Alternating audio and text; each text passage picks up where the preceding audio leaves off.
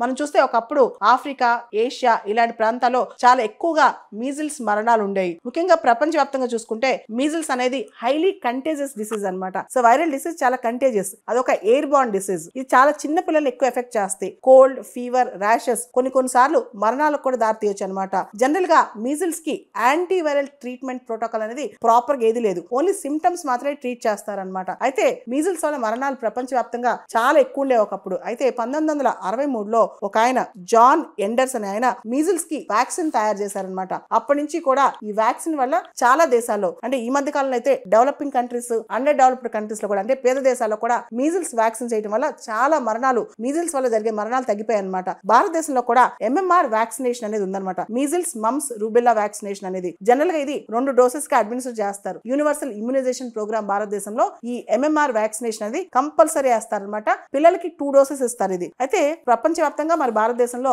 గత 25 సంవత్సరాలుగా మీజిల్స్ వల్ల మరణాలు బాగా తగ్గిపోయాయి అనమాట.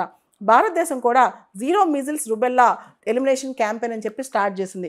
ఇలా మనం ప్రపంచవ్యాప్తంగా developing countries, under developed countries vaccination మీద దృష్టి పెడుతుంటే అమెరికా లాంటి దేశాల్లో అసలు వ్యాక్సినేషన్ వద్దు అని చెప్తున్నారనమాట. కానీ అమెరికా లాంటి దేశాల్లో యాంటీ వ్యాక్సినేషన్ అనేది ఒక ప్రోగ్రామ్గా తయారైందనమాట, ఒక యాక్టివిజంగా తయారైంది.